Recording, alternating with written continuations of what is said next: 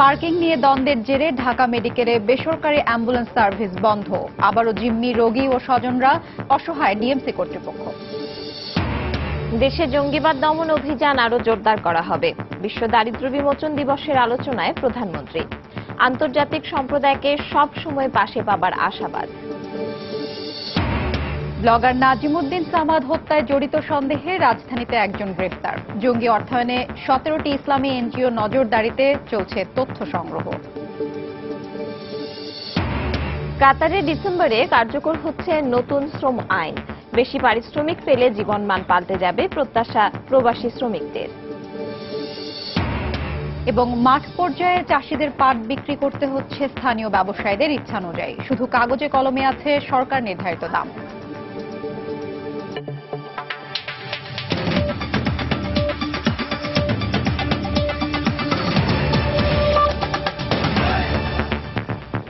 বাংলা সময়ের সঙ্গে আছি আমি পারমিতাহীন এবং আমি হাফসাতুন্নেসা।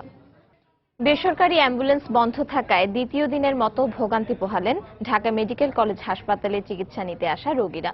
শনিবারে দুর্ঘটনার পর পুলিশ হয়রানি করায় এবং রাস্তা থেকে অ্যাম্বুলেন্স তুলে দেয়ায় বাধ্য হয়ে সার্ভিস বন্ধ করা হয়েছে বলে দাবি করেছে মালিক সমিতি।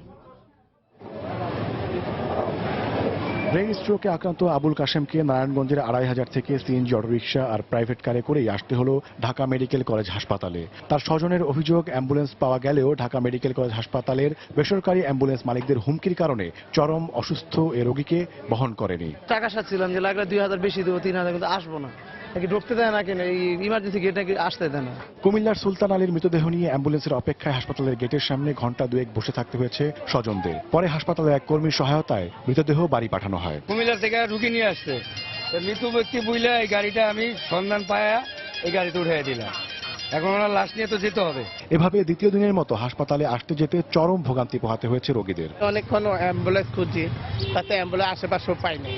পরে লাস্টে বাধ্য হলাম ট্যাক্সি ক্যাব দিয়ে নেওয়ার জন্য। রিলিজ পাইছে কালকে, কিন্তু গাড়ির অভাবে ওরা অ্যাম্বুলেন্সে সংবাদ দিয়েছে 7000 টাকার বেশি চাই ভাড়া। এনারা যাবে এখান থেকে জেনাইদা। আমরা অ্যাম্বুলেন্স কোথাও পাচ্ছি না, যার কারণে এখন সিএনজি আনতে হচ্ছে আর কি। আমাদের অনেক কষ্ট হচ্ছে, আমার রুগীরও কষ্ট হচ্ছে, আমাদেরও কষ্ট হচ্ছে। নিজেদের বিরুদ্ধে ওঠা অভিযোগ অস্বীকার করে এই সংকটের জন্য পুলিশি হয়রানিকে দায়ী করেছে অ্যাম্বুলেন্স মালিক সমিতি। প্রশাসন এসে অনেক গাড়িগুলো সবাই খেদাই দিছে। আমরা রাত্রের বেলা বহির্বিভাগের মাঠে রাখছি, ওইখান থেকে আমাদের গাড়িগুলো 12টার পরে খেদাই দিছে। পুলিশ প্রশাসন যে আছে আমাদেরকে যদি বলে আমরা গাড়িগুলো আইনা এখানে সেবামূলকের কাম আবার জরুরিভাবে আমরা আবার নিয়োজিত হতো। ঢাকা মেডিকেল কলেজ হাসপাতালের পরিচালক জানিয়েছেন, পত্রিকায় অ্যাম্বুলেন্স ব্যবসায় জড়িত থাকার অভিযোগ ওঠায় 8 কর্মচারীকে কেন বরখাস্ত করা হবে না এই মর্মে কারণ দর্শানো নোটিশ দেওয়া হয়েছে। অ্যাম্বুলেন্স সমস্যার স্থায়ী সমাধান করতে ঢামেকের অ্যাম্বুলেন্স সংখ্যা বাড়ানো এবং অ্যাম্বুলেন্স সার্ভিস নীতিমালা প্রণয়নের পরামর্শ দিয়েছেন তিনি। আমাদের কাছে ওরকম কোনো স্পেসিফিক নিউজ নাই যে অমুক সে ওই ব্যক্তি জড়িত আছে, বাট পত্রপত্রিকার মাধ্যমে যেগুলোর নাম এসছে তাদেরকে আমরা শোকজ করেছি। হাসপাতালের আশেপাশে আমরা যদি অ্যাম্বুলেন্স স্টেশন করতে পারি, যেখানে বেসরকারি অ্যাম্বুলেন্স থাকবে, কল দিলে আসবে এবং সে রিফিউজ করতে পারবে না, তার একটা ফিক্সড রেট থাকবে যে কত দূর গেলে এত টাকা, অমুক জায়গায় গেলে এত টাকা, এরকম করে একটা সরকার নির্ধারিত ফি থাকবে। শিগগিরই এই ভোগান্তি থেকে রোগীদের মুক্তি দিতে সরকার কাজ করছে বলেও জানিয়েছেন পরিচালক। একটা করে অ্যাম্বুলেন্স। ওমর ফারুক, সময় সংবাদ, ঢাকা। এই হাসপাতালের সমস্যা না। প্রধানমন্ত্রী শেখ হাসিনা বলেছেন, জঙ্গিবাদের অভিশাপ থেকে সমাজকে মুক্ত করতে জঙ্গিবাদ দমন কার্যক্রমকে আরো জোরদার করা হবে।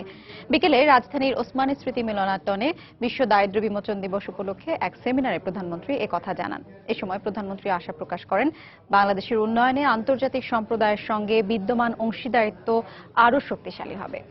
অনুষ্ঠানে বিশ্ব ব্যাংকের প্রেসিডেন্ট জিম ইয়ং কিমও বক্তব্য রাখেন। বিশ্ব আজ সন্ত্রাস ও সহিংস জঙ্গিবাদ নামক দুটি অন্যতম চ্যালেঞ্জের সম্মুখীন। যে কোনো ধরনের সহিংসতার বিরুদ্ধে আমাদের সরকার জিরো টলারেন্স নীতি গ্রহণ করেছে। দেশে জঙ্গিবাদ দমনে আমরা সক্ষম হয়েছি। জঙ্গিবাদের অভিশাপ থেকে সমাজকে মুক্ত করার লক্ষ্যে ভবিষ্যতে জঙ্গিবাদ দমন কার্যক্রমকে আরও সান্বিত করা হবে। আমাদের উন্নয়নে আন্তর্জাতিক সম্প্রদায়ের সঙ্গে বিদ্যমান অংশীদারিত্ব ভবিষ্যতে আরও শক্তিশালী হবে। আমাদের এই প্রয়াসে বিশ্বব্যাংক আরও জোরালো ভূমিকা রাখবে এ প্রত্যাশা আমি করছি। শুধু আমাদের নিজেদের দেশ না, আমাদের দেশ, আমাদের অঞ্চল এবং এই বিশ্বকে আমরা দারিদ্র্য ও ক্ষুধামুক্ত করতে চাই। সেই লক্ষ্য নিয়েই সকলে একযোগে আমরা কাজ করে যাব, এটাই আমাদের অঙ্গীকার। লেখালেখির কারণে ক্ষুব্ধ হয়ে নাস্তিক আখ্যা দিয়ে জগন্নাথ বিশ্ববিদ্যালয়ের শিক্ষার্থী ও গণজাগরণ মঞ্চের কর্মী নাজিম উদ্দিন সামাদকে হত্যা করা হয়েছে বলে জানিয়েছে পুলিশ। নাজিম হত্যায় জড়িত সন্দেহে রাজধানীর সায়েদাবাদ থেকে রাশিদুন নবী নামে আনসারুল্লাহ বাংলা টিমের এক সদস্যকে গ্রেপ্তারের পর একথা জানান কাউন্টার টেররিজম ইউনিটের প্রধান মনিরুল ইসলাম।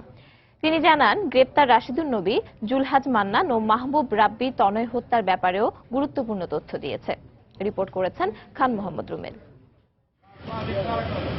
চলতি বছরের 6 এপ্রিল জগন্নাথ বিশ্ববিদ্যালয়ের পাশের সড়কে আইন বিভাগের শিক্ষার্থী ও সিলেট গণজাগরণ মঞ্চের কর্মী নাজিম উদ্দিন সামাদকে কুপিয়ে হত্যা করে দুর্বৃত্তরা। ঘটনার পর মামলার তদন্ত ভার দেওয়া হয় গোয়েন্দা পুলিশকে। হত্যাকাণ্ডের প্রায় 6 মাস পর একজনকে গ্রেফতারের পর পুলিশ বলছে, ব্লগে নাজিমের লেখালেখির কারণে ক্ষুব্ধ হয়ে আনসারুল্লাহ বাংলা টিমের সাংগঠনিক সিদ্ধান্তে হত্যা করা হয় তাকে। আর এই লক্ষ্যে পুরান ঢাকায় নাজিমের ভাড়া বাসার পাশে আস্তানাগারে জঙ্গিরা। তাদের ভাষায় সে কথিত নাস্তিক হিসেবে, মুরতাদ হিসেবেই তাকে তারা টার্গেট করেছিল। মোট 5 জনে এই হত্যাকাণ্ডে অংশগ্রহণ করেছিল এবং রাশেদুন নবী ভুইয়া সে নিজেও অংশগ্রহণ করেছিল কুপানুতে। শুধু নাজিম সামাদ নয়, প্রকাশক আহমেদুর রশিদ টুটুল হত্যা চেষ্টা এবং কলাবাগানে সমকামী অধিকার বিষয়ক পত্রিকার সম্পাদক জুলহাজ মান্নান ও নাট্যকর্মী মাহবুব রাব্বি তনয় হত্যার সঙ্গেও আনসারুল্লাহ বাংলা টিমের এই চক্রটি জড়িত বলে দাবি পুলিশের। আহমেদ রশিদ টুটুল হত্যা প্রচেষ্টার মামলাতেও সে জড়িত ছিল এবং একই সাথে সে জুলহাজ মান্নানের ঘটনায়ও তার কিছুটা সম্পৃক্ততার কথা সে স্বীকার করেছে। পুলিশ কর্মকর্তা বলেন, 5 জনকে শনাক্ত করে মাসখানেক আগে ব্লগার অভিজিৎ হত্যার ভিডিও প্রকাশের পর তাদের ধরা না গেলেও এ ব্যাপারে গুরুত্বপূর্ণ তথ্য পেয়েছেন তারা। এই ছবি প্রকাশ করার কারণে দুটো ফলাফল হয়েছে যে কিছু কিছু তথ্য আসছে, তাতে প্রকৃত ব্যক্তিকে শনাক্ত করা না গেলেও ওই গ্রুপের অনেককে সংক্রান্তে তথ্য আমরা পাচ্ছি। সম্প্রতি বুদ্ধিজীবী ও দেশের বিশিষ্ট নাগরিকদের ফোনে হত্যার হুমকির বিষয়টি গুরুত্ব দিয়ে তদন্ত করা হচ্ছে বলেও জানান কাউন্টার টেররিজম ইউনিটের প্রধান। তারাই হত্যাকাণ্ড। খান মোহাম্মদ রুমেল, সময় সংবাদ, ঢাকা। বিস্ফোরক দ্রব্য আইনে খাগড়াছড়িতে জেএমবির 3 সদস্যকে 10 বছর করে কারাদণ্ড দিয়েছেন আদালত। সকালে জেলা ও দায়রা জজ আদালতের বিচারক মোহাম্মদ ইনামুল হক ভূঁইয়ার বিশেষ ট্রাইব্যুনাল এই আদেশ দেন। মামলা সূত্রে জানা যায়, 2009 সালের 27শে সেপ্টেম্বর খাগড়াছড়ির মাটিরাঙ্গা উপজেলার শান্তিপুর এলাকায় নিষিদ্ধ সংগঠন জেএমবির প্রশিক্ষণ ক্যাম্পের সন্ধান পায় পুলিশ। এ সময় সেখান থেকে 5 জনকে আটক করা হয়। পরদিন পুলিশ বাদী হয়ে অস্ত্র ও বিস্ফোরক আইনে মাটিরাঙ্গা থানায় মামলা করে। 2009 সালের 11 সেপ্টেম্বর পুলিশ আদালতে চার্জশিট জমা দেয়। বিচার প্রক্রিয়ার শেষে দীর্ঘ 7 বছর পর এই মামলায় কারাদণ্ডের পাশাপাশি অনাদায়ে 2000 টাকা করে জরিমানাও করেন আদালত। এর আগে একই মামলায় গত 24শে সেপ্টেম্বর এই 3 জেএমবি সহ মোট 5 জনকে 7 বছরের কারাদণ্ড দেওয়া হয়েছিল। জঙ্গি দমনের পাশাপাশি জঙ্গি অর্থায়নে জড়িতদের বিরুদ্ধে কঠোর অবস্থানে যাচ্ছে সরকার। এর অংশ হিসেবে দেশে কর্মরত এনজিও এবং স্বেচ্ছাসেবী সংস্থাগুলোর ওপর নজরদারির সিদ্ধান্ত নেওয়া হয়েছে। বিশেষ করে 17টি ইসলামী এনজিওকে রাখা হচ্ছে কঠোর নজরদারিতে। একই সঙ্গে মাইক্রো ক্রেডিট ব্যবসায় নিয়োজিত এনজিওগুলোর তথ্য সংগ্রহে মাঠে নেমেছে আইন শৃঙ্খলা রক্ষাকারী বাহিনী। আমাদের কক্সবাজার প্রতিনিধি সুজাউদ্দিন রুবেলকে সঙ্গে নিয়ে আরো জানাচ্ছেন কমল। আইন অমান্য করে কক্সবাজারের রোহিঙ্গা শরণার্থী শিবিরে বিভিন্ন এনজিওদের পক্ষ থেকে নগদ টাকা এবং উপহার সামগ্রী বিতরণ নতুন কিছু নয়। আইন শৃঙ্খলা বাহিনীর তেমন তদারকি না থাকায় নানা অজুহাতে রোহিঙ্গা শরণার্থীদের হাতে তুলে দেওয়া হয় নগদ টাকা এবং উপহার সামগ্রী। অভিযোগ রয়েছে, দেশে অস্থিতিশীল পরিস্থিতি সৃষ্টির জন্য এনজিওর আড়ালে অর্থায়ন করা হচ্ছে। এই অর্থ প্রাপ্তির ফলে তারা অস্ত্র কিনতে পারছে এবং এই অস্ত্র করার মাধ্যমে জঙ্গি তৎপরতা বৃদ্ধি করতে পারছে, সম্প্রসারিত করতে পারছে। কি বিতরণ করবে, কত বিতরণ করবে, এইসব তো এমনি খালি করে দিলে হবে না। প্রশাসনের দৃষ্টিতে এনে তারপরে করলে আমার মনে হয় বেটার হবে। ঢাকা গুলশানের হলি আর্টিজান রেস্তোরাঁয় ভয়াবহ জঙ্গি হামলার পর নতুন করে শুরু হয়েছে জঙ্গি অর্থায়নের রহস্য উন্মোচনের প্রক্রিয়া। এই অবস্থায় পুলিশ হেডকোয়ার্টার থেকে দেশের সবগুলো এনজিও এবং বেসরকারি স্বেচ্ছাসেবী সংস্থার তথ্য সংগ্রহ করা হচ্ছে। সংস্থাগুলো 10 জনের তথ্য চেয়ে পুলিশের বিশেষ শাখা থেকে মাঠ পর্যায়ের ইউনিটগুলিকে চিঠিও দেওয়া হয়েছে। অন্যান্য গোয়েন্দা সংস্থা সহ আমরা এই জিনিসগুলো দেখভাল করি, নজরদারি করি এবং খবরাখবর রাখি, যাতে কেউ কিনা দেশ বিরোধী কোনো কর্মকাণ্ডে অর্থ বিনিয়োগ থেকে শুরু করে নিজেরা অংশগ্রহণ করতে না পারে। অপরদিকে বাংলাদেশে কাজ করছে এমন 17টি ইসলামী এনজিওকে ইতিমধ্যে তদারকির আওতায় আনা হয়েছে বলে জানান ঊর্ধ্বতন পুলিশ কর্মকর্তা। বিভিন্ন মসজিদ, মাদ্রাসা, নির্মাণ এসব বলে টাকা পয়সা আনে, কিন্তু আসলে সেই টাকাগুলো এসব কাজে ব্যয় করে কিনা এই বিষয়গুলো নিয়ে প্রশ্ন ওঠায়। এই অনুসন্ধানগুলো এখন আমরা করছি। বাংলাদেশের এনজিওগুলো অন্তত 50 রকম কাজের সাথে সম্পৃক্ত থাকলেও তাদের প্রকৃত সংখ্যা কত তা কেউ নিশ্চিত করে বলতে পারছে না। তবে ক্ষুদ্র ঋণ, গৃহায়ন, প্রতিবন্ধী পুনর্বাসন, নারী ও শিশু উন্নয়ন, বাল্যবিবাহ রোধ, পরিবেশ সচেতনতা এবং মাদক বিরোধী এনজিওর সংখ্যা সবচেয়ে বেশি। কমল দে, সময় সংবাদ, চট্টগ্রাম। বাংলা সময় আরো থাকছে। আগামী ডিসেম্বরে অনুষ্ঠিত হতে পারে জেলা পরিষদ নির্বাচন। জনগণের সরাসরি অংশগ্রহণ থাকলে আরও গ্রহণযোগ্য হবে, অভিমত বিশেষজ্ঞদের। পদ্মা সেতুতে অর্থায়ন নিয়ে বিশ্বব্যাংকের সঙ্গে বাংলাদেশের সম্পর্কের যে জটিলতা সৃষ্টি হয়েছিল তা কেটে গেছে বলে মন্তব্য করেছেন অর্থমন্ত্রী আবুল মাল আব্দুল মুহিত। সচিবালয়ে বিশ্বব্যাংকের প্রেসিডেন্ট জিম ইয়ং কিমের সঙ্গে বৈঠক শেষে যৌথ সংবাদ সম্মেলনে এই কথা জানান তিনি। এ সময় বিশ্বব্যাংক প্রেসিডেন্ট জানান, শিশু অপুষ্টি রোধ এবং অকাল মৃত্যু প্রতিরোধে বাংলাদেশকে আগামী 2 বছরে $100 কোটি অর্থ সহায়তা দেওয়া হবে। পদ্মা সেতুর অর্থায়নে বিশ্বব্যাংকের সাথে সম্পর্কের টানাপোড়েনের পর বিশ্বব্যাংকের কোনো প্রেসিডেন্টের এই প্রথম বাংলাদেশ সফর। সোমবার সচিবালয়ে অর্থমন্ত্রীর সাথে বৈঠকের পর সংবাদকর্মীদের প্রশ্ন ছিল বহুল আলোচিত পদ্মা সেতুর অর্থায়ন থেকে সরে যাওয়া নিয়ে। জবাবে বিশ্বব্যাংক প্রেসিডেন্ট জিম ইয়ং কিম জানালেন, সেই অর্থ বাংলাদেশের অন্যান্য প্রকল্পে যতদূর সম্ভব দেওয়া হবে। এক্ষেত্রে মূল ফোকাস থাকবে জলবায়ু পরিবর্তনের ঝুঁকি মোকাবেলায়। এ সময় বিশ্বব্যাংকের প্রেসিডেন্ট দারিদ্র্য দূরীকরণ, নারীর ক্ষমতায়ন ও প্রযুক্তিগত উন্নয়নে বাংলাদেশের নেওয়া বিভিন্ন পদক্ষেপের প্রশংসা করেন। বাংলাদেশকে ঋণ দিয়ে বিশ্বব্যাংক যতটুকু সম্ভব সহায়তা করবে, তবে জলবায়ু পরিবর্তন মোকাবেলায় বাংলাদেশের আরও বেশি অর্থ সহায়তা জরুরি। শিশু অপুষ্টি রোধ ও দারিদ্র্য দূরীকরণে বাংলাদেশের পদক্ষেপগুলো প্রশংসনীয়। বিশ্বব্যাংক এই 2 খাতে আগামী 2 বছরে $100 কোটি অর্থ সহায়তা দেবে। এদিকে বিশ্বব্যাংকের সাথে সমস্যা কেটে গেছে উল্লেখ করে অর্থমন্ত্রী আশা করেন আগামীতে বাংলাদেশের উন্নয়নে বিশ্বব্যাংকের সহযোগিতা অব্যাহত থাকবে। বিশ্বব্যাংকের সাথে তৈরি হওয়া সংকটের অবশেষে সমাধান হয়েছে। পদ্মা সেতু প্রকল্পের যে অর্থ সহায়তা বিশ্বব্যাংকের দেওয়ার কথা ছিল তা দেশের অন্যান্য প্রকল্পে ব্যয়ের প্রতিশ্রুতি দিয়েছে বিশ্বব্যাংক। বিশ্বব্যাংকের সহায়তা অব্যাহত থাকবে বলেই আশা করছি।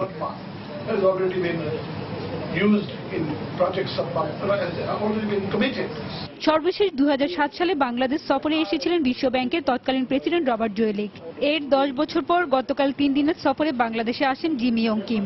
দারিদ্র্য বিমোচনে বাংলাদেশের সাফল্য, সরেজমিনে পরিদর্শন এবং বাংলাদেশে বিশ্ব দারিদ্র্য দিবস উদযাপনে এই সফর হলেও আগামীতে বাংলাদেশ কি সহযোগিতা পাচ্ছে সেদিকেই এখন সবার দৃষ্টি। হাজারি শিউলি, সময় সংবাদ, ঢাকা। কাতারে আগামী ডিসেম্বরে কার্যকর হচ্ছে নতুন শ্রম আইন। আইনটি কার্যকরের পর প্রবাসী শ্রমিকদের জীবন মান পাল্টে যাওয়ার পাশাপাশি দক্ষতা কাজে লাগিয়ে আরও বেশি পারিশ্রমিক পাবেন বলে আশাবাদী প্রবাসী বাঙালিরা। সেই সঙ্গে পছন্দ অনুযায়ী মালিক পরিবর্তন করে কাজ করতে পারবেন প্রবাসী শ্রমিকরা।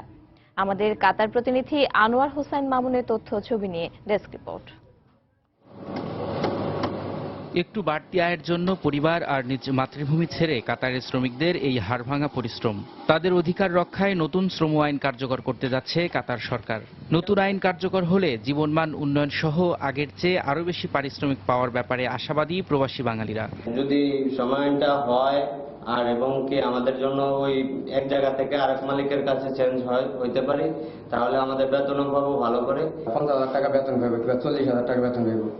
হ্যাঁ, এই কাজ জানলে, কাজ জানি না যদি বাংলাদেশ থেকে আসে তাহলে মোটামুটি এনে ভালো লাভবান। কর্মদক্ষতা এটা আমি প্রমাণ করতে পারবো এবং আমার স্যালারি স্ট্রাকচার অনেক ভালো হবে। হয়তো দেখা গেল আমি যা পাচ্ছি এখানে তার চেয়ে দ্বিগুণ অন্য জায়গায় পাবো। এদিকে নতুন এই আইন কার্যকর হলে প্রবাসী ব্যবসায়ীদের সুযোগ সুবিধা বৃদ্ধি সহ বাংলাদেশি শ্রমিকদের নিজ প্রতিষ্ঠানে নিয়োগ দিতে পারবেন বলে মনে করছেন ব্যবসায়ীরা। অন্যান্য কোম্পানিতে যারা আছে তার থেকে যদি আমরা কপাল চেঞ্জ করে আমাদের প্রতিষ্ঠানে আনতে পারি তাহলে আমাদের আত্মীয়স্বজনরাও উপকৃত হবে, আমরাও উপকৃত হব। আর এই আইন কার্যকর হলে প্রবাসীরা আগের চেয়ে বেশি পারিশ্রমিক পাওয়ার পাশাপাশি তাদের পছন্দ মতো কাজ খুঁজে নিতে পারবেন বলে জানালেন বাংলাদেশ দূতাবাসের শ্রম কাউন্সিলর। বর্তমান প্রচলিত নিয়মে চুক্তির মেয়াদ শেষ হলেও স্পন্সরের অনুমতি ছাড়া ওই ব্যক্তি, এই কর্মী অন্য কোনো স্পন্সরের যে স্পন্সর সে পছন্দ করছে বা ভালো বেতন পাচ্ছে তার কাছে যাওয়ার সুযোগ ছিল না। সংশোধিত আইনের মাধ্যমে সে তার পছন্দ মতো যে কোনো স্পন্সর খুঁজে নিতে পারবে। গত বছর বহু প্রতীক্ষিত নিয়োগ পরিবর্তন আইনের অনুমোদন দেয় কাতারের মন্ত্রিপরিষদ। চলতি মাসে কার্যকর হওয়ার কথা থাকলেও তা পিছিয়ে আগামী 13 ডিসেম্বর এ আইনটি কার্যকরের কথা রয়েছে। বাংলাদেশ দূতাবাসের তথ্য অনুযায়ী কাতারে বর্তমানে প্রায় 2 লাখ প্রবাসী বাঙালি কর্মরত রয়েছেন, আর দেশটি থেকে বছরে রেমিটেন্স আয় প্রায় 250 কোটি টাকা। সময় সংবাদ, কাতার। সিলেটে ছাত্রলীগ নেতা বদরুলের চাপাতির আঘাতে মারাত্মক আহত কলেজ ছাত্রী খাদিজা আক্তারের ডান হাতে অস্ত্রোপচার সফলভাবে শেষ হয়েছে। বিকেল 5টার দিকে রাজধানীর স্কয়ার হাসপাতালে তার হাতের অস্ত্রোপচার শেষ হয়। এর আগে দুপুর 1:30টার দিকে হাসপাতালের এইচডিইউ থেকে তাকে অপারেশন রুমে নেওয়া হয়। স্কয়ার হাসপাতালের অর্থোপেডিক্স বিশেষজ্ঞ চিকিৎসক মেজবাউদ্দিন আহমেদের নেতৃত্বে একটি বিশেষজ্ঞ দল খাদিজার ডান হাতের অস্ত্রোপচারে অংশ নেয়। গত 3রা অক্টোবর পরীক্ষা শেষে বাড়ি ফেরার পথে ছাত্রলীগ নেতা বদরুলের হামলার শিকার হন সিলেট সরকারি মহিলা কলেজের শিক্ষার্থী খাদিজা বেগম। অবস্থার অবনতি হলে পরদিন ভোরে সিলেট থেকে ঢাকায় আনা হয় খাদিজাকে। এরপর তার মস্তিষ্কে জটিল অপারেশন হয়। বেশ কিছুদিন লাইফ সাপোর্টে থাকার পর শারীরিক অবস্থার কিছুটা উন্নতি হওয়ায় হাতে অপারেশনের সিদ্ধান্ত নেয় চিকিৎসক।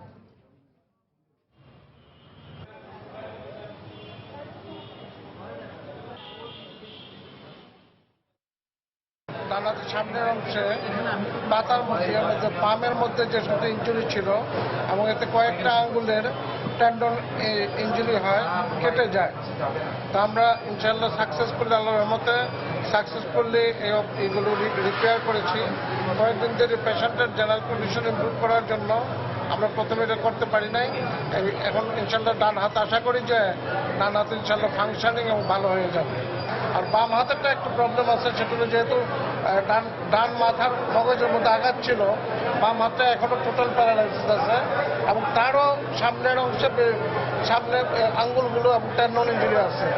এটা রিপেয়ার করতে যেহেতু সেগমেন্টটা 2-3 জায়গায় কাটা আছে, এটা হয়তো সাথে সাথে এই মুহূর্তে করা যাবে না। একটু যেহেতু এটা রিপেয়ার করা যাবে না, শুধু রিপেয়ার হবে না, তারা তো টেন্ডন গ্রাফট অন্য জায়গাতে গ্রাফট লাগাইতে হইতে পারে। সেটা কিছুদিন পরে যখন তার জেনারেল কন্ডিশন আরেকটু ইমপ্রুভ করবে, সেটাতে তখন আমরা করব। শিক্ষার্থী খাদিজার উপর নৃশংস হামলার প্রতিবাদে সুনামগঞ্জে মানববন্ধন অনুষ্ঠিত হয়েছে।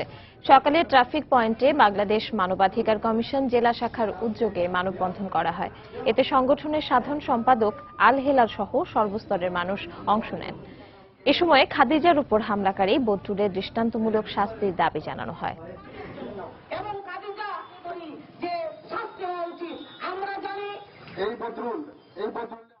পারিবারিক কলহের জের ধরে চট্টগ্রামের টেরি বাজারে শ্যালকের বিরুদ্ধে ভগ্নিপতিকে কুপিয়ে হত্যার অভিযোগ উঠেছে।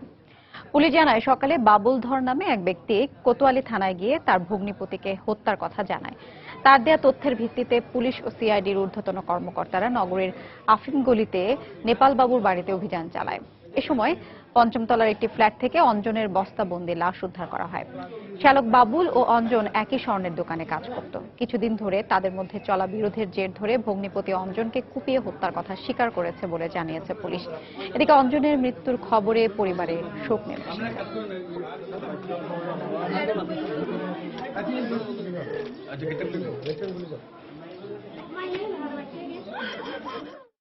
আমাদের কাছে খবর আসছে যে অঞ্জন এরকম বস্তাবন্দি লাশ পাওয়া গেছে। তখন আমরা সবাই এখানে খবর নিয়ে জানলাম যে ওনার বাসায়, পরে আসলাম আর কি। কোতোয়ালি থানায় হাজির হয়ে বলছেন যে উনি ওনার ভগ্নিপতিকে, আপন ভগ্নিপতিকে মেরে ফেলছে। তো তার তথ্যের ভিত্তিতে পরবর্তীতে আমরা লাশ উদ্ধার করছি। এখন পর্যন্ত যেটা আমরা জানছি যে তার সাথে তার ভগ্নিপতির একটা কোন্দল, কোনো একটা বিষয় নিয়ে, সেটা বিস্তারিত এখনো জানতে পারি নাই। আমরা তদন্ত সাপেক্ষে জানতে পারবো। বাংলার সময় আরো থাকছে। কুষ্টিয়ার ছেউরিয়ায় পূর্ণ সেবা দিয়ে শেষ হলো লালন উৎসবের আচার অনুষ্ঠান। 3 দিন ব্যাপী উৎসবে আগামীকাল পর্যন্ত চলবে লালন মেলা। সরকার নির্ধারিত দাম শুধু কাগজে কলমেই। মাঠ পর্যায়ে চাষিদের পাট বিক্রি করতে হচ্ছে স্থানীয় ব্যবসায়ীদের ইচ্ছা অনুযায়ী দামে। কৃষকদের অভিযোগ, চলতি বছর পাটের উৎপাদন ভালো হলেও প্রত্যাশা মতো দাম পাচ্ছেন না তারা, এমনকি উঠছে না চাষাবাদের খরচও। তবে বস্ত্র ও পাট প্রতিমন্ত্রীর দাবি, কৃষি মন্ত্রণালয়ের সঙ্গে কার্যকর সমন্বয় না থাকায় ব্যবসায়ীদের কারসাজির বিরুদ্ধে ব্যবস্থা নেওয়া যাচ্ছে না। সমস্যাগ্রস্ত পাট শিল্পের সম্ভাবনা নিয়ে জুবায়ের ফয়সালের 7 পর্বের ধারাবাহিক প্রতিবেদনের আজ দেখবেন প্রথম পর্ব। এক একটি আশের সঙ্গে জড়িয়ে আছে চাষিদের সুখ দুঃখের 1 শতাব্দীর ইতিহাস। এই আশকে কেন্দ্র করেই একদিন ঘুরত দেশের অর্থনীতির চাকা। সুদিন হারিয়েছে বহু বছর আগেই, কিন্তু নতুন করে জেগে ওঠার আশা কখনোই ছাড়েনি পাট। পাটের উৎপাদন খরচ অনেকাংশেই নির্ভর করে প্রতি ইউনিট ফলনের উপর। ফলন বেশি হলে কমে আসে খরচ, সম্ভাবনা জাগে লাভের। কিন্তু মাঠের চিত্র বলছে গেল বছরের তুলনায় এবার চাষাবাদ এলাকা বৃদ্ধির সঙ্গে বেড়েছে উৎপাদন খরচও। এর উপর সরকার নির্ধারিত দামকে বৃদ্ধাঙ্গুলি দেখিয়ে বাজারে পাট বেচাকেনা চলছে স্থানীয় ব্যবসায়ীদের ইচ্ছেমতো দামে। চাষিদের অভিযোগ, প্রত্যাশা অনুযায়ী দামে পাট বিক্রি না হওয়ায় নগদ অর্থের সংকটে ভুগছেন তারা। বেশিরভাগ ক্ষেত্রেই উঠছে না চাষাবাদ ব্যয়। আমাদের কাছে কম মূল্যে ক্রয় করে নিয়ে যাচ্ছে, এরপরে তারা পাট রাখে সরকারের কাছে ঠিক একেবারে উদ্যম মূল্যে বিক্রি করে দেবে। সরকার পাটের দাম নির্ধারণ করছে, এই বিষয়ে কি আপনারা কিছু জানেন? না, আমরা এই বিষয়ে অত কিছু জানি না। আমরা তো কৃষক মানুষ। 2500-2600 টাকা পাবো এরকম একটা কথা শুনছিলাম, কিন্তু আমাদের 1500-1600 টাকার বেশি টাকা দিচ্ছে না। বিষয়টি নিয়ে চিন্তিত খোদ সরকারও, কিন্তু পাট উৎপাদন থেকে বিপণন পুরোটাই কৃষি বিভাগের অধীনে থাকায় তাৎক্ষণিক পদক্ষেপ নেওয়া যাচ্ছে না বলেই দাবি বস্ত্র ও পাট মন্ত্রণালয়ের। কৃষি মন্ত্রণালয় ধান গবেষণা কেন্দ্র নিয়ে যতভাবে তারা উৎসাহী, এর পাশাপাশি পাট উৎপাদনের ক্ষেত্রে কিন্তু তাদের উৎসাহ নাই। পাটের প্রোডাকশন, পাটের বীজ, পাট লাগানো, পাট ফসল তোলা, এটা কিন্তু কৃষি মন্ত্রণালয় করে। চলতি বছর দেশের 7,25,000 হেক্টর জমিতে উৎপাদন হয়েছে প্রায় 100 লাখ বেল পাট। গেল বছর যার পরিমাণ ছিল 76 লাখ বেল পাট। সরকারি আশ্বাসে এবছর পাটের উৎপাদন বাড়লেও চাষিদের কপালে পড়েছে নতুন চিন্তার ভাঁজ, মিলছে না লাভ ক্ষতির জটিল অঙ্ক, যার প্রধান কারণ উৎপাদন ব্যয় অনুযায়ী বাড়েনি পাটের বিক্রয় মূল্য। সুতরাং নতুনভাবে অর্থনীতির মূলধারায় পাটের শক্ত অবস্থান তৈরিতে সবার আগে দেখতে হবে কৃষক স্বার্থ। তা না হলে আর যাই হোক দুরবস্থার কোনো পরিবর্তন হবে না পাট শিল্পের। জুবায়ের ফয়সাল, সময় সংবাদ, ফরিদপুর। শেরপুরের সীমান্ত এলাকায় খাবারের খোঁজে লোকালয়ে এসে একটি হাতির মৃত্যু হয়েছে। আগে থেকেই হাতিটি অসুস্থ ছিল বলে ধারণা করছে বন বিভাগ। স্থানীয়রা জানান, গতরাতে কাংসা ইউনিয়নে তাওয়াকুচা এলাকায় বন্য হাতির একটি দল আমন ধানের ক্ষেতে তাণ্ডব চালায়। এ সময় হঠাৎ একটি হাতি ধান খেতে পড়ে যায়। এতে অন্য হাতিগুলো ভয় পেয়ে আশপাশের কয়েকটি বাড়ি ভাঙচুর করে। এ ঘটনায় বন বিভাগের কর্মকর্তারা ঘটনাস্থল পরিদর্শন করেন। তাদের ধারণা অসুস্থ থাকায় হাতিটির মৃত্যু হয়েছে। গত 8 অক্টোবর একই ইউনিয়নে অজ্ঞাত কারণে আরও একটি হাতি মারা যায়। এ নিয়ে জেলায় অন্তত 16টি হাতির মৃত্যু হলো। এছাড়া চলতি মাসে বন্য হাতির আক্রমণে মারা গেছেন অন্তত 8 জন।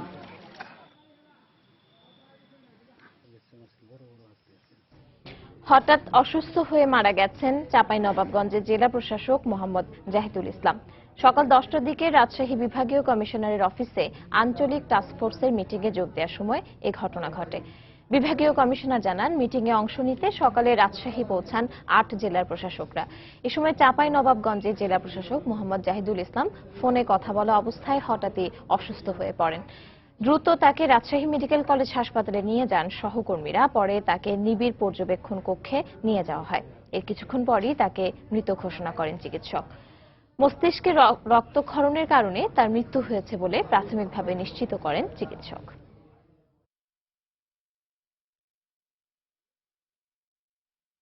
ফোনে কথা বলতে বলতে হঠাৎ করে উনি পড়ে গেছেন। পড়ে যাওয়ার পরে ওনারা ধরাধরি করে নিয়ে আসছেন হাসপাতালে, বাট হাসপাতাল আসার পরে আমরা ওনাকে মৃত পেয়েছি।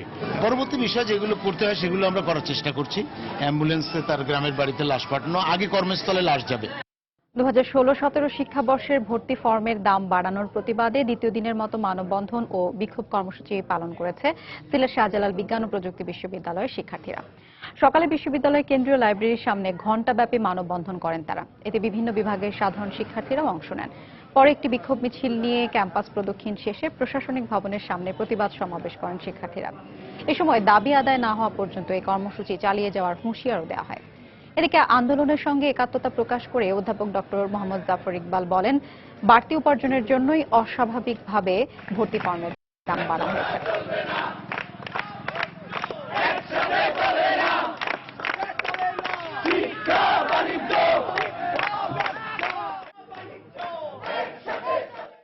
যারা দরিদ্র, যারা টাকার জন্য পড়াশোনা করতে পারে না, তাদের জন্য এটা খুবই টাফ। ফর্ম এত দাম হয়, তাহলে কিভাবে ওরা ফর্মটা কাটবে? এবং শেষ পর্যন্ত যদি দেখা যায় যে দাবি মানছেই না, একাডেমিক কাউন্সিলে এমন সিদ্ধান্ত আসছে যেটা আমাদের পক্ষে যায় না কিংবা দাবি মানছে না, সেক্ষেত্রে আমরা শিক্ষার্থীদের বলবো যে শিক্ষার্থীরাই বলছে যে আমরা ক্লাস পরীক্ষা বর্জন করব। পুরো প্রক্রিয়াটা হচ্ছে কি শিক্ষকদের কিছু অর্থ উপার্জনের একটা ব্যবস্থা দেওয়া ছাড়া আর কিছু না।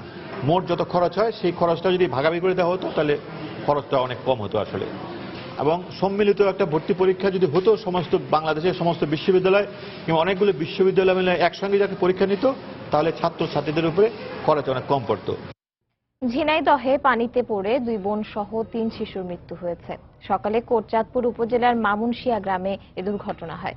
স্থানীয়রা জানায় সকাল 10:30টার দিকে কলার ভেলা নিয়ে রিয়া, নীরব ও মুরাদ পুকুরে নামে। পুকুরে ঘোরার এক পর্যায়ে ভেলাটি উল্টে যায়। এ সময় পুকুর পাড়ে থাকা অপর এক শিশু পরিবারের সদস্যদের খবর দেয়। এর আগেই সাঁতার না জানায় পানিতে ডুবে 3 শিশুর মৃত্যু হয়। পরে স্থানীয়দের সহায়তায় 3 জনের মৃতদেহ উদ্ধার করে স্বজনরা। 3 শিশুর বয়স 9 থেকে 10 বছরের মধ্যে বলে জানিয়েছে পরিবারের সদস্যরা। মর্মান্তিক এই ঘটনায় পুরো মামুনশিয়া গ্রামে শোকের ছায়া নেমে এসেছে। এদিকে এই ঘটনায় কোটচাঁদপুর থানায় একটি অপমৃত্যু মামলা দায়ের করা হয়েছে।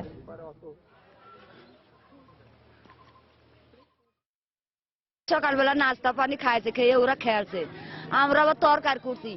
এই ফাঁকে কোন ফাঁকে ওখানে পুকুরে চলে গেছে, আর কইতে পারবো না। ঢাকা রিক্সা চলাই বলেছে আমার ছেলেমেয়ে আমি মানুষ করেছে, আমার ছেলেমেয়ে 4 বার আমি লেখাপড়া আমি কোনোদিন ইয়ে করি না, এত কষ্ট করে আজকে আমার বাকি দিয়ে আমার সন্তান চলে যাচ্ছে।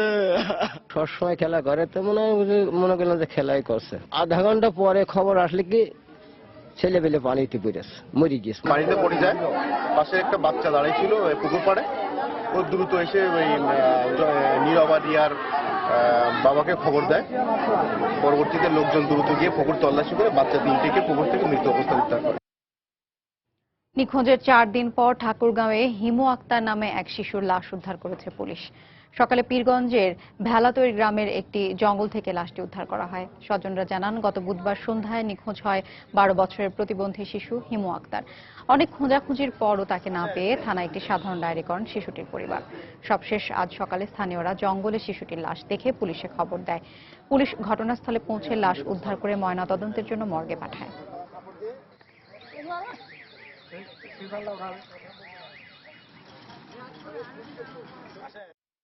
মৃতদেহ পাওয়ার পরে পরবর্তীতে বিধি মোতাবেক সমস্ত কার্যক্রম হচ্ছে পোস্টমর্টমের জন্য তার মৃতদেহ হাসপাতালে পাঠানো হয়েছে। আইনগত কার্যক্রম ফলোইং। আমরা খুব দুঃখিত যে আমরা হিমু আক্তারকে জীবিত পাইনি, কিন্তু আমাদের তরফ থেকে এইটুকুই বলা, সেটা জেলা পুলিশ, ঠাকুরগাঁও, পীরগঞ্জ থানা পুলিশ এইসব সন্ত্রাস্ত পরিবারের পাশে আছে, যেন কোনো ইনজাস্টিস না হয়। ঝিনাইদহে নাশকতা মামলায় বিএনপি ও জামায়াত শিবিরের 9 নেতাকর্মীকে গ্রেপ্তার করেছে পুলিশ। গতরাতে জেলার বিভিন্ন এলাকা থেকে তাদের গ্রেপ্তার করা হয়। পুলিশ জানায় নাশকতা প্রতিরোধে রাত থেকে ভোর পর্যন্ত অভিযান চালানো হয়। অভিযানে সদর উপজেলা থেকে 2 জন, শৈলকুপা থেকে 3 জন এবং মহেশপুর, কোটচাঁদপুর, কালীগঞ্জ ও হরিণাকুণ্ড থেকে আরো 4 জনকে গ্রেপ্তার করা হয়। তাদের বিরুদ্ধে বিভিন্ন থানায় নাশকতার মামলা রয়েছে বলে জানিয়েছে পুলিশ।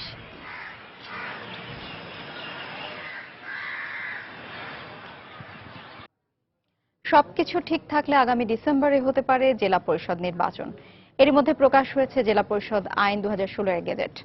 আচরণবিধি নিয়ে কাজও শেষ পর্যায়ে বলে জানিয়েছে কমিশন। এদিকে একটু দেরিতে হলেও স্থানীয় সরকারের গুরুত্বপূর্ণ স্তরে গণতান্ত্রিক প্রক্রিয়া শুরু হওয়াকে স্বাগত জানিয়েছেন বিশেষজ্ঞরা। তবে এতে জনগণের সরাসরি অংশগ্রহণ থাকলে আরও গ্রহণযোগ্যতা বাড়বে বলে মত তাদের। রাশেদ লিমনের রিপোর্ট। স্বাধীনতার ৪৫ বছর পেরিয়ে গেলেও এখনো গণতন্ত্রের ছোঁয়া লাগেনি জেলা পরিষদে। ইউনিয়ন পরিষদ থেকে সিটি কর্পোরেশন, স্থানীয় সরকারের সর্বস্তরে নির্বাচনের মাধ্যমে জনপ্রতিনিধি নির্বাচনের বিধান থাকলেও জেলা পরিষদ পরিচালনার দায়িত্ব ছিল প্রশাসকের হাতে। অবশেষে জেলা পরিষদ নির্বাচনের দিকে এগুচ্ছে সরকার। এরই মধ্যে সীমানা নির্ধারণের কাজ শেষ, চূড়ান্ত হয়েছে আইন। সবকিছু ঠিকঠাক থাকলে ডিসেম্বরই হতে যাচ্ছে এ নির্বাচন। যেহেতু আইনের চূড়ান্ত কপি আমরা পেয়ে গেছি, আমার বিশ্বাস যে এই সপ্তাহের মধ্যেই বিধিমালা 2টি কমিশন চূড়ান্ত করে ফেলতে পারবে খসড়া। আইন অনুসারে জেলা পরিষদের প্রথম নির্বাচনের তারিখ বা সময় সেটা যে সরকার আছে, সরকার তার গ্যাজেটের মাধ্যমে প্রকাশ করবে তারিখটা, সেই অনুসারে আমরা অন্যান্য আনুষঙ্গিক কাজগুলো করে ফেলবো এবং নির্বাচনটা করে ফেলবো। যদিও এই নির্বাচনে থাকছে না জনগণের সরাসরি অংশগ্রহণ, স্থানীয় জনপ্রতিনিধিরাই ভোটের মাধ্যমে গঠন করবেন জেলা পরিষদ। স্থানীয় সরকারের অন্যান্য স্তরে দলীয় প্রতীকে নির্বাচন হলেও এক্ষেত্রে হচ্ছে নির্দলীয়। মূলত ভোটার হবে যারা স্থানীয় সরকারের অধীনে নির্বাচনের যারা প্রতিনিধি হয়েছে তারাই হবে। তবে তারা নিজেরা কোনো এই অবস্থানে থেকে তারা নিজেরা কোনো ক্যান্ডিডেট বা প্রার্থী হতে পারবে না। আইনে না থাকলে আইনের বিপরীতে বিধিমালা কিছু করা যাবে না। আপাতত আমি দলীয় ভাবে করার কোনো সুযোগ দেখি না। এদিকে দীর্ঘদিন পর জেলা পর্যায়ে গণতন্ত্রের এই যাত্রাকে স্বাগত জানিয়েছেন বিশেষজ্ঞরা। এক্ষেত্রে সাধারণ মানুষের অংশগ্রহণ নিশ্চিত করার তাগিদ দিচ্ছেন তারা। জেলা পরিষদ তো ছিল না তাদের, এখন পরিষদটা হচ্ছে, এটা হয়তো বিকলাঙ্গই হচ্ছে বলতে হবে, কিন্তু তারপরও শুরু হোক। আমরা চাই ইউনিয়ন, উপজেলা, জেলা এই তিনটা পরিষদের একটা সুসম্পর্ক, সুসমন্বয় হওয়ার মতো একটা একীভূত একটা আইন হোক। নতুন এ প্রক্রিয়ায় জেলা পরিষদ কাঠামো শক্তিশালী হওয়ার পাশাপাশি সম্পদের সুষম বণ্টন নিশ্চিত হবে বলেও মনে করেন এই বিশেষজ্ঞ। রাশিদ লিমন, সময় সংবাদ, ঢাকা। নিষেধাজ্ঞা অমান্য করে ইলিশ ধরার দায়ে দেশের বিভিন্ন জেলা থেকে অন্তত অর্ধশত জেলেকে আটক করা হয়েছে। এ সময় তাদের কাছ থেকে বিপুল পরিমাণ ইলিশ ও কারেন্ট জাল জব্দ করা হয়। ভোরে মানিকগঞ্জের শিবালয় ও হরিরামপুর উপজেলায় অভিযান চালিয়ে 16 জেলেকে আটক করা হয়। এ সময় তাদের কাছ থেকে 90 কেজি ইলিশ ও 2,50,000 মিটার কারেন্ট জাল জব্দ করা হয়। পরে প্রত্যেককে 1 বছর করে সশ্রম কারাদণ্ড দেন ভ্রাম্যমাণ আদালত। একই অপরাধে রাজবাড়ীতে 22 ছেলেকে আটক করে র্যাব। এ সময় তাদের কাছ থেকে 53 কেজি ইলিশ এবং 1 লাখ মিটার কারেন্ট জাল জব্দ করে তারা। পরে তাদের প্রত্যেকের 1 মাস করে কারাদণ্ড দেন ভ্রাম্যমাণ আদালত। এদিকে আইন অমান্য করে ইলিশ ধরার দায়ে পটুয়াখালীতেও 2 জেলেকে আটক করা হয়। কুষ্টিয়ার ছেউরিয়ায় পূর্ণ সেবার মধ্য দিয়ে শেষ হলো লালন উৎসবের আচার অনুষ্ঠান। 3 দিনব্যাপী উৎসবের অংশ হিসেবে আগামীকাল পর্যন্ত চলবে লালন মেলা। সকালে বাল্য সেবার মধ্য দিয়ে উৎসবের দ্বিতীয় দিনের আনুষ্ঠানিকতা শুরু হয়। সারাদিন অসংখ্য ভক্ত ভিড় করেন মেলায়। লালনের গান ও সুরে দিনভর আত্মিক শান্তি খুঁজে ফেরেন তারা। বিকেলে পূর্ণ সেবার মধ্য দিয়ে উৎসবের মূল আনুষ্ঠানিকতা শেষ হলেও মেলা চলবে আরো একদিন। এদিকে উৎসব নির্বিঘ্ন করতে পর্যাপ্ত নিরাপত্তা ব্যবস্থা গ্রহণ করেছে প্রশাসন। প্রতি বছর 5 দিন ব্যাপী এই আয়োজন করা হলেও এবছর তা সীমিত করে 3 দিনে নামিয়ে আনা হয়েছে।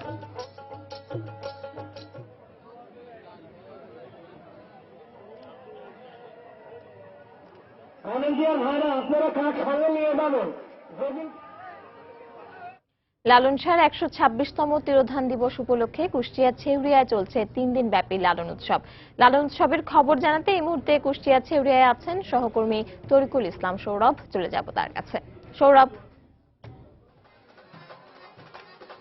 পারমিতা, দ্বিতীয় দিনের মতো লালন মেলা চলছে। আমরা দুপুরবেলা দেখেছি, দুপুরবেলা পূর্ণ সেবার মাধ্যমে কিন্তু এখানের মূল আনুষ্ঠানিকতা অর্থাৎ বাউলদের মূল আনুষ্ঠানিকতা শেষ হয়েছে। কিন্তু তারপরও এখন ভক্ত অনুরাগীরা সবাই চলে যায়নি। এ কারণে কিন্তু এখনো আমরা দেখতে পাচ্ছি যে আপনি যদি দেখেন পিছনে সব জায়গায় অনেক ভক্ত অনুরাগীরা রয়েছে এবং ক্ষুদ্র ক্ষুদ্র অংশে ভাগ হয়ে অনেকে লালনের গানের সাথে সুর মেলাচ্ছেন এবং লালনের যে আধ্যাত্মিক গান আর লালনের যে দর্শন সেইগুলো এখানে চর্চা হচ্ছে। কালকে থেকেই আমরা দেখেছিলাম ভক্ত অনুরাগীদের ভিড় এবং আজকে কিন্তু সেই ভিড়টা বিদায়ের সুর বেজে গেছে। এই মেলাটি 3 দিন হলেও আজকে দ্বিতীয় দিন চলছে এবং দ্বিতীয় দিন বাউলদের মূল আনুষ্ঠানিকতা শেষ হয়। সকালবেলা বাল্য সেবার মাধ্যমে আজকের দ্বিতীয় দিনের আচার শুরু হয়েছিল। এরপরে দুপুরের পরে একসাথে পূর্ণ সেবার মাধ্যমে আজকের আচার শেষ হয়েছে এবং এর মাধ্যমে বাউলদের যে মূল আচার সেটা সম্পূর্ণভাবে শেষ হয়েছে। আর তারপরও একদিন থাকবে, কালকে দিনও কিন্তু এখানে ভক্ত অনুরাগীরা থাকবেন। শুধুমাত্র বাউল কিংবা ভক্ত অনুরাগীরা রয়েছেন এমনটি নয়, এর আশেপাশে, শহরের আশেপাশ থেকে বা দেশের বিভিন্ন প্রান্ত থেকেও কিন্তু অনেকে এসেছেন। এই লালন ভক্ত যারা লালনের দর্শন যারা বিশ্বাস করেন, লালনের মানবতাবাদ, লালনের চিন্তা, লালনের যে অসাম্প্রদায়িক চেতনা যারা ধারণ করতে চান তারাও এসেছেন।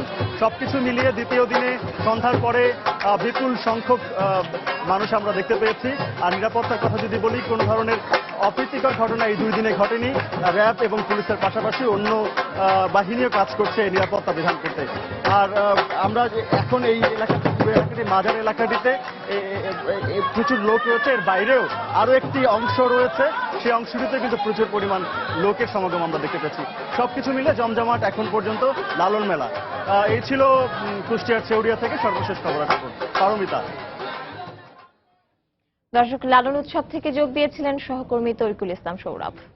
বাংলা সময় শীর্ষ সংবাদগুলো জানিয়ে দিচ্ছি আরেকবার। পার্কিং নিয়ে দ্বন্দ্বের জেরে ঢাকা মেডিকেলে বেসরকারি অ্যাম্বুলেন্স সার্ভিস বন্ধ। আবারও জিম্মি রোগী ও স্বজনরা, অসহায় ডিএমসি কর্তৃপক্ষ।